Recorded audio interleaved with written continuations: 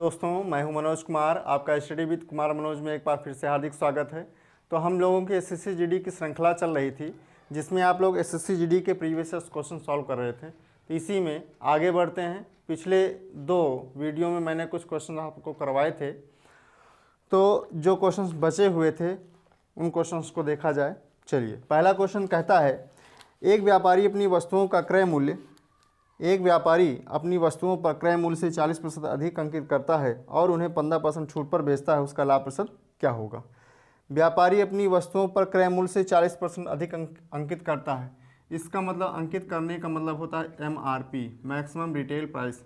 इसी को हम कह सकते हैं छाप देता है, छपा मूल्य। 40% अधिक अंकित करता है किससे? क्रय मूल्य से। क्रय मूल्य को बोलते हैं CP यानी कॉस्ट प्राइस। अगर हमको CP पता चल जाए तो छपा मूल्य पता चल जाएगा। तो CP मान लेते हैं 100 रुपया है, तो 40% अधिक अंकित करेगा तो 140 रुपये अंकित कर देगा। और फिर बोला है और उन्हें 15% छूट पर बेचता है। 15% छूट पर बेचेगा और जैसे ही बेचेगा वस्तु बिक जाएगी, और बिक जाएगी तो विक्रय मूल्य प्राप्त हो जाएगा। 15% छूट पर देगा। छूट या डिस्काउंट या बट्टा हमेशा याद रखिएगा MRP या फिर छपा मूल्य, लिखित मूल्य, सूची मूल्य पर ही दिया जाता है। ठीक, तो कितना आपको छूट दिया है? 15% छूट दिया है। 15% की वैल्यू होती है 15/100, 5 से 15, 5 में से हम में 100, 3/20 होती है। छूट है तो हर में से अंश को घटाइएगा, 17/20। 17/20 किसका निकालेंगे? इसी MRP का 17/20 निकाल देंगे। 17/20, 2 सत्ते 14, 17 सत्ते 119 रुपया। ये सब रुपए में है, 119 रुपया। आपसे पूछा है कितना प्रतिशत का लाभ होगा। आप लोग खुद ही सोचिए, 100 रुपये में वस्तु खरीदे हो, 119 रुपये में बेच दिए हो, इसका मतलब क्या है? 19 रुपये का लाभ कमाए हो। कैसे? 119 माइनस 100 बराबर 19 रुपया। 19 रुपये का लाभ कमाए हो। अगर परसेंटेज में लाभ पूछेगा तो आपका 19% क्या हो जाएगा? लाभ प्रतिशत कितना हो जाएगा? 19%। आ जाए, अगला क्वेश्चन बोलता है, एक पुस्तक के अंकित मूल्य पर 16% की छूट से एक आदमी 80 रुपये की लागत वाला एक पेन खरीद सकता है।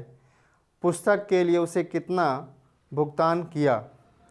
एक पुस्तक के अंकित मूल्य पर 16% की छूट से एक आदमी 80 रुपये की लागत वाला एक पेन खरीद सकता है।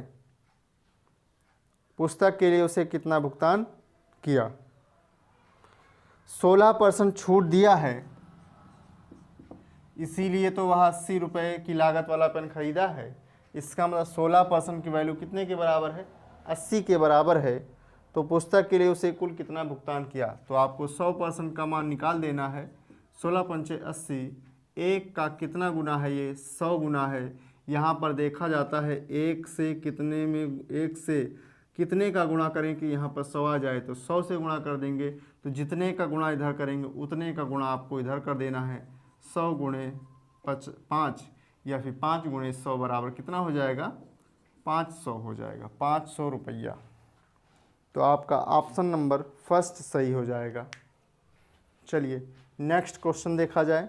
नेक्स्ट क्वेश्चन बोलता है, दो संख्याओं के बीच 4:7 का अनुपात है। यदि प्रत्येक में 4 की वृद्धि कर दी जाए तो अनुपात 3:5 हो जाता है। बड़ी संख्या क्या है? दो संख्याओं के बीच अनुपात 4:7 है, तो हम 4x/7x संख्याएं मान लेते हैं। 4 की वृद्धि हो रही प्रत्येक में, तो हर संख्या में 4 बढ़ा दीजिए। उसके बाद बोला तो यह अनुपात 3:5 हो जाता है। इसका मतलब 3/5 हो जाता है। कैंची गुणा लगाइएगा, 5 20x प्लस 5 20 बराबर 7 21x प्लस 4 12। इसको इधर लाएंगे, माइनस का x हो जाएगा। देखिएगा 20x माइनस 21x, ये इधर प्लस का इधर जाएगा तो माइनस का, ये 12 इधर, ये प्लस का इधर जाएगा तो माइनस का। यहाँ पर देखिए माइनस का ज़्यादा है, इसलिए इससे ये घट जाएगा, तो हो जाएगा माइनस का x बराबर माइनस का 8। कैसे? 20 में से 12 घट जाएगा तो हो जाएगा 8, लेकिन ये माइनस का ज़्यादा इसलिए माइनस का चिन्ह लग जाएगा। माइनस से माइनस कट जाएगा, हो जाएगा 8। x की वैल्यू हो जाएगी 8। और आपसे बोला क्या है? आपसे बोला है बड़ी संख्या। बड़ी संख्या आपको नज़र आ रही होगी, इसमें कौन सी है? 4x छोटी है, 7x बड़ी है, तो 7 और x का मान आया है 8, 8 सते 56, तो बड़ी संख्या कितना हो जाएगा? 56 हो जाएगा। तो इसका ऑप्शन नंबर 3 आपका सही आंसर हो जाएगा। ठीक है। नेक्स्ट क्वेश्चन देखा जाए, बोला है 7 क्रमागत संख्याओं का औसत 20 है, तो उन संख्याओं में सबसे बड़ी संख्या कौन सी है? हमेशा याद रखिए, औसत होता है मध्य का पद, औसत होता है मध्य का पद, मध्य का पद। क्यों? देखिएगा 7 संख्याएं हैं, तो ये बीच वाला पद है 20, तो इसके आगे 1 2 3 संख्याएं होंगी और इसके पीछे 3 संख्याएं होंगी, तभी तो 3 3 6 और 1 7 संख्याएं हो जाएंगी कुल। ठीक है। तो 7 क्रमागत संख्याओं का औसत, क्रमागत मतलब क्रम से आ रही हैं, 7 क्रमागत संख्याओं का औसत 20 हो, तो उन संख्याओं में बड़ी संख्या क्या होगी? बड़ी संख्या देखिएगा, यहाँ पर 1 2 3 बढ़ रहा, तो 20 में 3 बढ़ा देंगे, 23 हो जाएगा। ठीक, 21 22 23। तो आपसे बड़ी संख्या पूछा है, तो बड़ी संख्या हो जाएगी 23। ऑप्शन नंबर 2 इसका सही उत्तर हो जाएगा। अगला क्वेश्चन देखा जाए, बोला है एक आदमी 13 वस्तुएं प्रत्येक 70 रुपये की दाम वाली खरीदी और 15 वस्तुएं 60 रुपये दाम वाली और 12 वस्तुएं 65 रुपये दाम वाली खरीदी, प्रति वस्तु औसत दाम क्या है? 13 वस्तुएं खरीदा है, प्रत्येक 70 रुपये दाम की खरीदा है, यानी 70 रुपये की एक वस्तु है, तो 13 वस्तु का दाम कितना हो जाएगा? 70 गुणे 13 हो जाएगा। जब एक वस्तु का दाम 70 रुपया, तो 13 वस्तु का दाम 13 सत्ते 91, 910 रुपया हो जाएगा। सेकंड में बोला है 15 वस्तुएं 60 रुपये दाम वाली, यानी 15 वस्तु खरीदा है, ये वस्तु है इधर और ये है दाम। 15 वस्तु 60 रुपये दाम वाली, यानी 60 रुपये की एक वस्तु है, तो 15 वस्तु कितने की हो जाएगी? 15 छक्कर 90, 900 रुपये की हो जाएगी। थर्ड स्टेप में बोला है 12 वस्तुएं 65 रुपये दाम वाली, यानी 12 वस्तु और कितना दाम है? 65 रुपया। एक वस्तु का दाम 65 रुपये, तो 12 वस्तु का दाम 65 गुणे 12, इसको गुणा करते हैं। 12 छंग 72, पहले 60 से गुणा, 12 छंग 72 720, और यहाँ पर 12 पंचे 60, 720 और 60 780, इसका गुणा हो जाएगा 780 रुपया। कुल मिलाकर रुपये देखिए कितना आ जाएगा? 0 8 1 9 9 9 18 18 7 25, 2590 रुपया आ जाएगा। लेकिन आपसे पूछा है प्रति वस्तु औसत दाम क्या हो जाएगा? तो एवरेज दाम पूछा है। एवरेज बराबर होता है राशियों का योग बटे राशियों की संख्या। राशियों का योग है 2590 और राशियों की संख्या कितनी है? इन ये यानी वस्तु कितनी है, जोड़ दीजिएगा। 15 12 27 27 और 13 27 3 30 10 40, काट दीजिएगा। 4 छंग 24, 1 25, 4 चौक 16, 3 19 30 हो जाएगा। 4 सत्ते 28, 2 30 4 पंचे 20, 64.75 रुपये इसका हो जाएगा, जो कि ऑप्शन नंबर आपका दूसरा सही होगा, 64.75 रुपये। नेक्स्ट क्वेश्चन देखा जाए, बोला है यदि वस्तु को 425 रुपये में बेचने से उतना ही लाभ होता है जितना कि उसे 355 रुपये में बेचने से हानि होती है, तो उस वस्तु का क्रय मूल्य क्या होगा? इस केस में यानी केस कैसा रहेगा? बोलेगा किसी वस्तु को 425 रुपये में बेचने से उतना ही लाभ होता है जितना कि उसे 355 रुपये में बेचने से हानि। जितना उतना की बात करेगा तो क्या करिएगा आप, हमेशा याद रखिएगा वस्तु का सीपी पूछेगा तो दोनों को जोड़कर आधा कर दीजिएगा। दोनों को जोड़कर मतलब 425 रुपये में बेचने पर, यानी फर्स्ट एसपी कितना है? 425 रुपये, और उसे 325 रुपये में, यानी फर्स्ट एसपी 425 रुपये है, सेकंड एसपी आपका 355 रुपये है। दोनों को जोड़ दीजिएगा और जोड़कर आधा कर दीजिएगा। 5 5 10 0 हासिल 1, 5 2 7 1 8, 4 3 7, 780 बटा 2, 2 तिहाई 6 1 7, 2 9 18, 390 रुपया, 390 रुपये आ जाएगा, जो कि ऑप्शन नंबर आपका तीसरा सही है। अगला क्वेश्चन देखा जाए, बोला है यदि 18 वस्तुओं का क्रय मूल्य 16 वस्तुओं के विक्रय मूल्य के बराबर है तो लाभ या हानि प्रतिशत क्या होगा? इसका मतलब क्या है? 18 वस्तु का क्रय मूल्य यानी सीपी कितना है? 16 वस्तु का यस पी दोनों क्या हैं, आपस में बराबर है। बोला है 18 वस्तुओं का क्रय मूल्य 16 वस्तुओं के विक्रय मूल्य के बराबर हो तो लाभ या हानि क्या होगी, जो आपको निकालना है वो भी प्रतिशत में निकालना है। तो यहाँ पर हो जाएगा 2 9 18 और 2 8 16। इसको लिख सकते हैं एक वस्तु का सीपी बटे एक वस्तु का एसपी बराबर क्या हो जाएगा 8/9। यानी एक वस्तु खरीदे हो 8 रुपये में और वही वस्तु क्या करते हो 9 रुपये में बेच देते हो। इसका मतलब क्या है, 8 में खरीदे हो 9 में बेचे हो, तो इसका मतलब आप लाभ कमाए होंगे। एक वस्तु का सीपी 8 रुपये है, एक वस्तु का एसपी 9 रुपये है। यानी 8 रुपये में वस्तु खरीदे हो 9 रुपये में बेच रहे हो, इसका मतलब लाभ कमाए हो। कितने का कमाए हो, एक वस्तु का कमाए हो, ठीक। यानी 1 रुपये का मान लेते हैं। एक कमाए हो लाभ कितने पर, 8 पर गुणे 100। परसेंटेज बदलने के लिए 100 से गुणा। 4 दूनी 8, 4 25 हम में 100, 25/2। इसका मतलब होता है 12 सही 1/2 परसेंट क्या हो जाएगा, लाभ हो जाएगा। ये 100 से क्यों गुणा किया गया है, परसेंटेज में बदलने के लिए 100 से गुणा किया गया है। तो 25/2 यानी 12 सही 1/2% का लाभ हो जाएगा। ऑप्शन नंबर आपका डी सही होगा, यानी 4th ऑप्शन आपका सही हो जाएगा।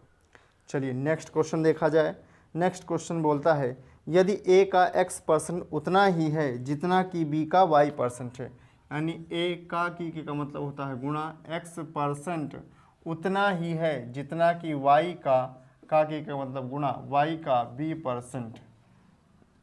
ठीक, ए का x% उतना ही है जितना कि बी का y%, बी का y%, सॉरी यहाँ पर b का y% रहेगा, b का की का मतलब गुणा y%।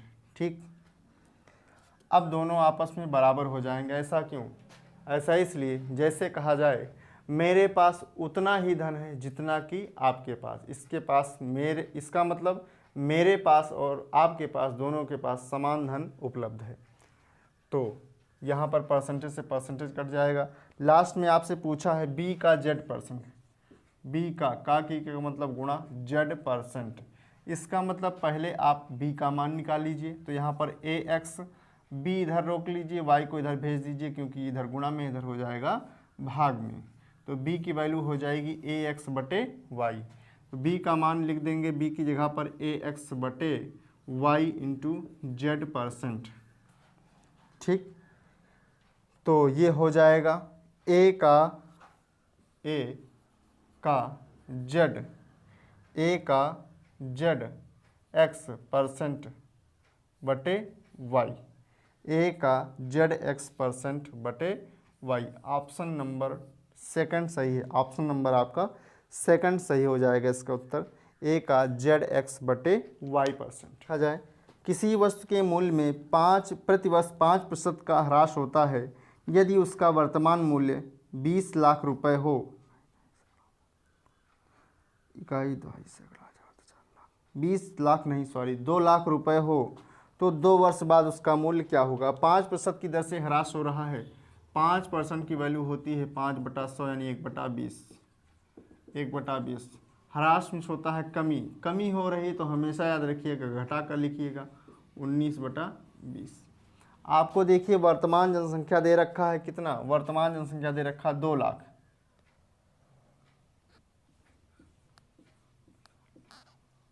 2 पर 5 0, 2 लाख दे रखा है। आपसे बोला है तो 2 वर्ष बाद उसका मूल्य क्या होगा। आपको प्रेजेंट का दे रखा है, फ्यूचर का पूछ रहा है। प्रेजेंट का दिया हो, फ्यूचर का मान पूछे तो हमेशा जो परसेंटेज वृद्धि या कमी होगी उसका सीधा गुणा करिएगा। और आपको प्रेजेंट का दिया रहे और पास्ट का पूछे तो जो परसेंटेज वृद्धि या कमी दी हो उसी का उल्टा गुणा कर दीजिएगा। तो यहाँ आपको फ्यूचर का पूछ रहा है 2 वर्ष बाद उसका मूल्य क्या होगा। फ्यूचर का पूछ रहा है तो क्या करिएगा, सीधा गुणा करिएगा 19/20 और 2 वर्ष बाद इसका मतलब 2 बार गुणा करिएगा। 3 वर्ष बाद पूछा होता तो 3 बार गुणा करते, 1 वर्ष बाद पूछा होता तो 1 बार 19/20 का गुणा करते, 5 बार पूछा होता तो 5 बार 19/20 का गुणा करते। 0 0 काटिएगा, 2 से एक बार में काट दीजिएगा, 3 जीरो उतर जाएगा, और 2 से काट दीजिएगा, 2 पचास हम 2 पंचे 10, 500, 500 गुणे 19 गुणे 19, 19 पंचे 95, 100 और गुणे 19। ठीक, इसी का आप लोग गुणा कर लीजिएगा, आपका उत्तर आपके सामने हो 80,500 रुपये। ठीक, 180,500 रुपये इसका उत्तर। सेकंड क्वेश्चन देखिएगा, यानी नेक्स्ट क्वेश्चन देखिएगा। एक प्रवाह की दिशा में किसी नौका की चाल 12 किलोमीटर प्रति घंटा है और प्रवाह के विपरीत 8 किलोमीटर प्रति घंटा है। स्थिर पानी में 24 किलोमीटर चलने के लिए नौका द्वारा लिया जाने वाला समय क्या है? प्रवाह की दिशा में नौका की चाल, इसका मतलब क्या है? प्रवाह की दिशा में नाव चलेगी तो वो नाव की प्योर चाल नहीं होगी। जैसे आप लोग देखे होंगे, गर्मी का मौसम है, अगर साइकिल से आप लोग जा रहे हैं और अगर आपके पीछे से आंधी चल रही है या हवा चल रही है, वो आपको क्या करेगी? आपको चलने में, आगे चलने में, यानी आपकी दिशा में ही चल रही है तो आपको चलने में क्या करेगी? वो सहायता करेगी। देखिए, नाव की चाल मान लेते हैं, नाव की चाल, खुद की चाल यानी प्योर चाल x किलोमीटर प्रति घंटा, और पानी की चाल y किलोमीटर प्रति घंटा। बोला है किसी नाव की चाल 12 किलोमीटर प्रति घंटा हो, इसका मतलब क्या है? नाव पानी की दिशा में जा रही है तो नाव क्या करेगी? पानी के साथ साथ बहेगी, अर्थात पानी नाव को चलने में सहायता करेगा। यानी यहाँ पर x प्लस वाई की चाल कितना दे रखा है? x प्लस वाई की वैल्यू दे रखा है 12 किलोमीटर प्रति घंटा। फिर वहीं पर सेकंड स्टेप में बोला है प्रवाह के विपरीत, जब प्रवाह के विपरीत नाव जाएगी तो नाव क्या करेगी? नाव अपनी क्षमता से चलेगी और धारा क्या करेगी? अपनी क्षमता से बहेगी, और दोनों उल्टा बहेंगे तो क्या करेगी? धारा क्या करेगी? नाव की चाल को कुछ ना कुछ घटाते हुए उसको आगे जाने देगी। तो क्या करेंगे यहाँ पर होगा क्या? विपरीत दिशा में 8 किलोमीटर प्रति घंटा हो, यानी नाव की चाल माइनस धारा की चाल बराबर 8 के। तो x का मान ज्ञात करना हो तो हमेशा याद रखिएगा, x का मान ज्ञात करने के लिए इनके दोनों के योगफल का आधा, 12 8 20 का आधा हो जाएगा 10, और y का मान ज्ञात करना हो तो इनके अंतर का आधा कर देंगे, इनके अंतर का आधा, 12 में से 8 गया 4, 4 का आधा हो जाएगा 2, x की वैल्यू 10, y की वैल्यू 12। बोला है स्थिर पानी में 24 किलोमीटर चलने के लिए नाव द्वारा लिया गया समय क्या हो जाएगा? तो नाव की शुद्ध चाल कितना है? 10 किलोमीटर प्रति, नाव की चाल शुद्ध कितना है? x किलोमीटर प्रति घंटा, जो कि x की वैल्यू कितनी आ गई है? 10 किलोमीटर प्रति घंटा। अब 10 किलोमीटर प्रति घंटा की चाल से वह 24 किलोमीटर जाने में कितना समय लगाएगी? समय बराबर होता है दूरी बटा चाल के। दूरी कितनी है? 24, चाल कितनी है? 10, बराबर 2.4 किलोमीटर प्रति घंटा। ठीक है, कितना समय लग जाएगा?